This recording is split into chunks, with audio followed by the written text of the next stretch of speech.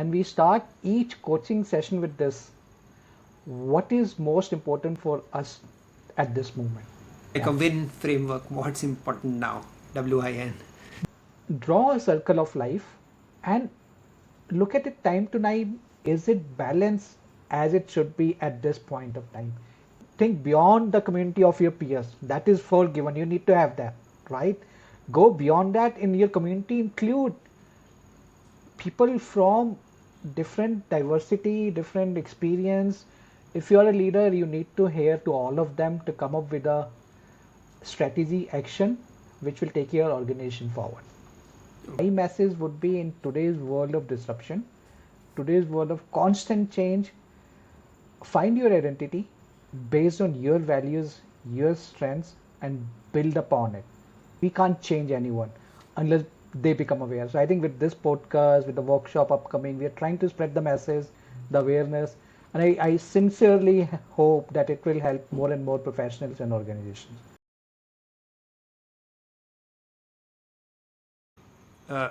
You often say that clarity is a form of resilience.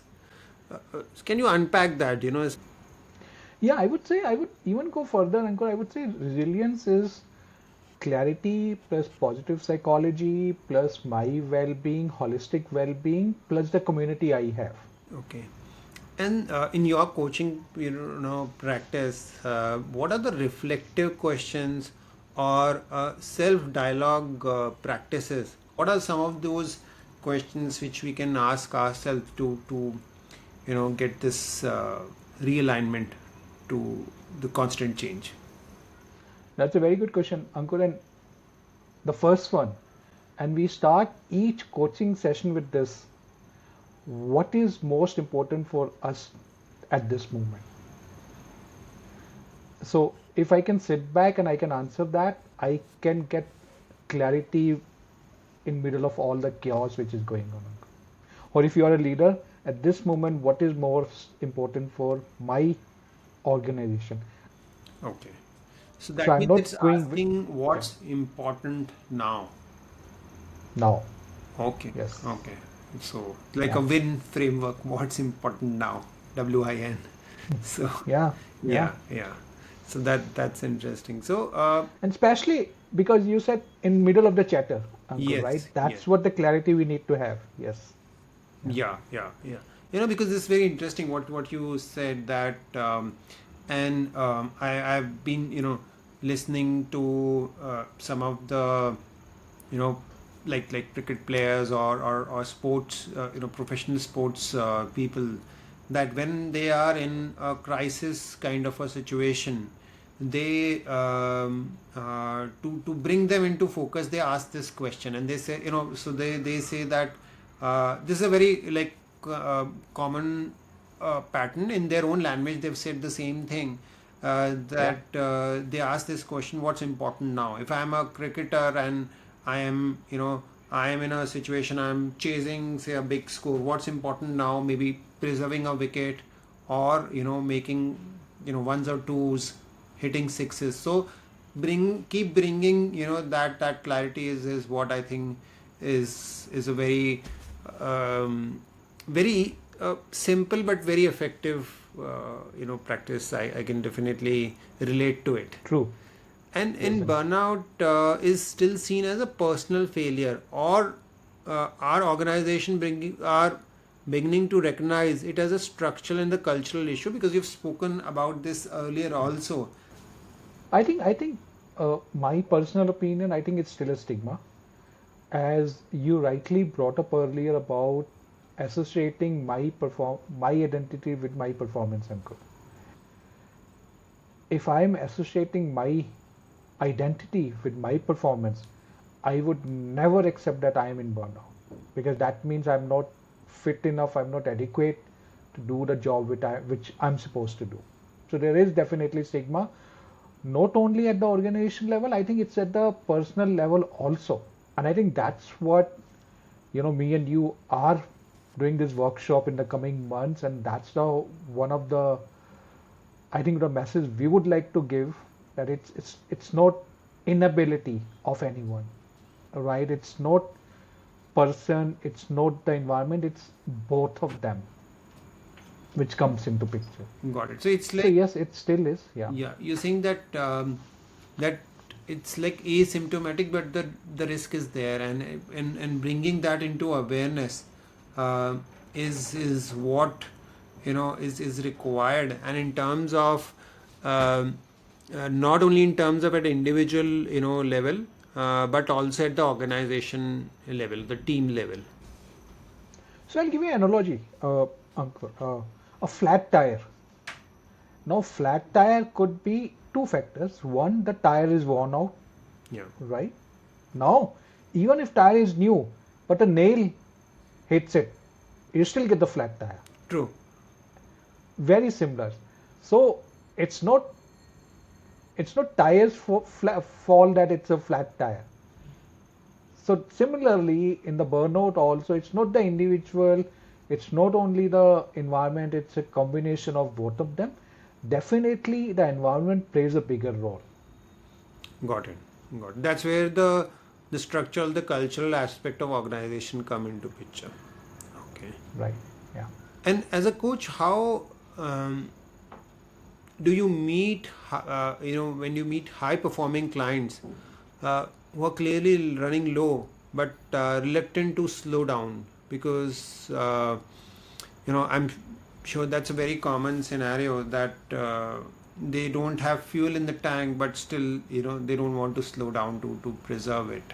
So, how do you, deal with such clients? I can't.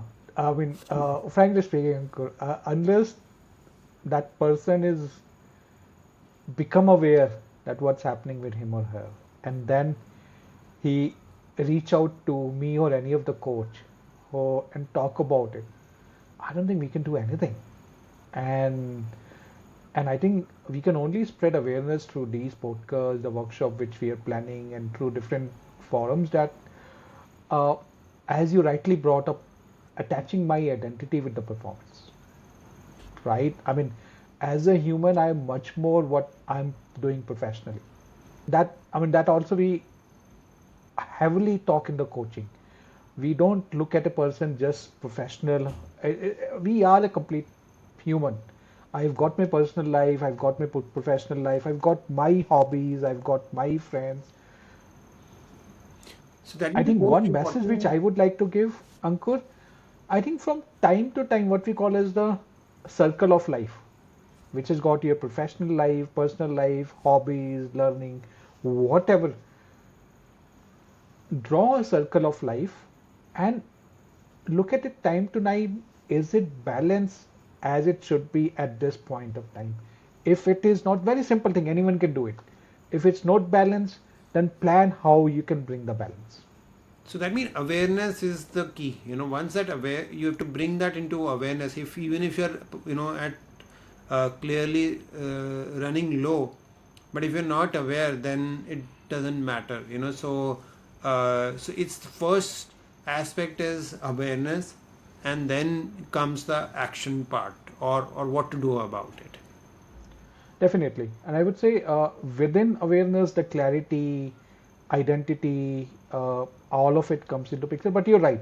It's awareness and then action. Yeah. Yeah. Because And I think yeah. when we're talking about adults, we're talking about professionals, we're talking about who has been successful for so many years doing the way he has been. I can't go and tell him you're doing it wrong. He's not Got it. going to listen, Uncle. Got Yeah. it, got it. So that means the individual has to have that intent first. That is the most important thing, Yeah. and then the next step comes. And so what in some of the conversation I have had with, or my own experience, is that as you move up in the ladder or the hierarchy of into a leadership, from say junior management to middle management and to then at the CXO level, at the CEO level, then the community as a reference to you, because when you are obviously working, when you start, you have, thousand or hundreds of people depending on the type of organization whom you can relate, have a conversation. But as you keep going up, that number starts to go, less and less. And maybe at a CXO level, at a big organization, you may have two or three people at your counterpart, and they're busy, they have their own set of issues. So in your experience, how does a community or the lack of meaningful connection does impact this leadership stamina in times of disruption? Big factor, Ankur. So we often say it's very lonely at the top. Yes, yes. However, nowadays it's not only lonely at the top, it's lonely everywhere. It's becoming a pandemic, and community is one of the enabler of resilience, Ankur. Out of 4 or 5 factors, community, and I think from my experience and what I've worked with the leaders, and I see leaders changing today, big way, Ankur. I'm glad to share that. Uh, and community need not be your peers only. Community could be someone who has just joined the organization also.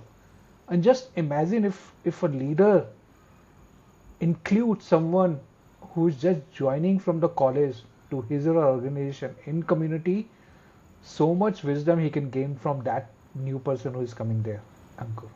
What do you mean? Right? Can you elaborate? This is very interesting. That if I Yes. have a group or a reference group, where usually, when I talk about community, you'll say, okay, why not leaders of other organization, or if you're a CFO, multiple, CFOs coming together, which is mostly the definition of community. But what you are saying is very different from the definition of community. What I think, or I'm sure most of the people, an average person thinks about the community.